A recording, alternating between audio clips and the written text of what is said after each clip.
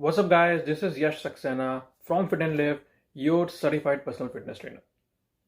Do you know in 2014 there was a case study and there was a research uh, which highlighted that your obese or being overweight is not directly related to high calorie intake. Rather, it is directly related to not doing exercise, lack of exercise. Yes. So, building our base around this, I'm going to start a new video which would be on fat.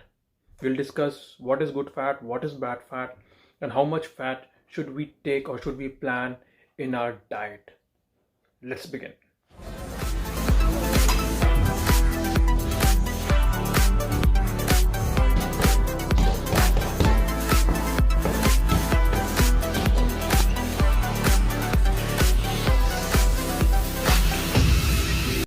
So, fat.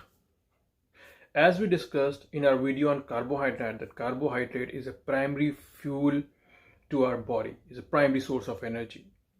Similarly, fat is required when you're doing a slow exercise but for high duration, a low level exercise but for high duration. That is when fat would come into play. For example, if you're going to a gym, you're working for more than 1 hour or more than 45 minutes, in which you will be doing cardio, you're doing strength exercise, you're in endurance training, then the energy system which would give you an energy would be fat based. Fat is required. Now, the major disadvantage of consuming high fat is it is highly related to your heart diseases like your coronary blockage, your artery blockage, your heart problems. So what happens, for example, if you have a drainage system at your home, now if there is a garbage in one of the pipe, if you put some water into it and you force some water to pass through that blockage, that would not be easy. You have to remove that garbage so that your water can pass, your water can flow through that pipe. Similarly, in your arteries, in your heart arteries, there are arteries and capillaries. Those arteries are small arteries where the blood flows through your heart. If there is a blockage of oil over there, blockage of fat, it is deposited. So if your blood try to flow through it, that blockage obstructs the blood flow. That's why it's a reason of heart attack. That's why stent replacement is most common these days. That's why we should make a very wise decision while we are eating fat. It has to be in a very controlled way. So if I talk about fat, there is good fat and bad fat. Now, bad fat is when these are also called as triglycerides or lipids. While you do and get your blood test done or blood report done, these lipids or triglycerides are divided into two categories: bad cholesterol and good cholesterol. Bad cholesterol is LDL, low density lipoprotein. If your bad cholesterol is high, you need to really work on yourself. You need to really think about your diet. That is your bad cholesterol. A general recommendation based out of research is that you should consume fat from 15% to 35% of total calorie intake. For example, if you consume 100 calories a day, minimum of 15 calories should come from fat, or at maximum it can goes up to 35 calories. And that also depends upon your activity level. Is it moderate, or it's highly active, or you have a sedentary lifestyle? Now, some people go very high on fat. There are some diets, I don't want to name them. Those diets says you should go very high on fat, and it's a drastically and dramatical increase in the fat. There is no cited scientific evidence to prove that this is beneficial to health. Again, I'll quote, scientific evidence to prove that it's beneficial to health. There is no such scientific evidence. But on the contrary, there is a good evidence that if you are going on a low fat diet, it helps you a lot.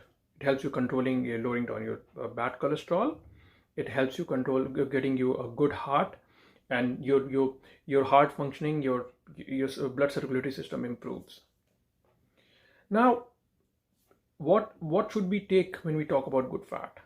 Most of your monosaturated oils, monosaturated fats are good fat. For example, if you eat avocado, if you use olive oil for cooking, those are good fat. Saturated ones are bad fat. Saturated ones would be a whole milk product, for example, your cheese, your butter, even your red meat, they contain saturated fat. So, if you are smart, avoid saturated fat, use monosaturated fat. Another important thing when we talk about fat is make sure you balance your diet. Don't go less than 15%. If you're going less than 15%, the disadvantage would be your body is very smart. Your brain is very smart. So if you're going very low on fat, your brain would immediately send signal to the internal organs and say, we are on fat deprivation mode. And body will try to store fat rather than giving it away. So if you eat low fat, you would not be able to reduce the overall fat from your body. Make sure that you maintain the level. At least take 15% of calorie from your fat. Another disadvantage on going with low fat diet is it's an energy source. So if you're not taking enough energy or enough fat when you go to gym or when you do any hard activity or anything which requires a hard work, you'll hit fatigue soon. You'll feel tired because you're not consuming enough energy. You're not eating enough fat. So it has to be taken in a moderate quantity. So guys, this is it about fat. Be smart choosing your fat product. Make sure you're not going below than 15%. Make sure you're not hitting more than 30% or 35% of total calorie intake from fat. Trust your monosaturated. Try to avoid saturated. Even if you're taking saturated, make sure you're not taking more than 5% from saturated. Yeah. So this is with fat, guys. If you like my information, please subscribe my channel. Please like my video.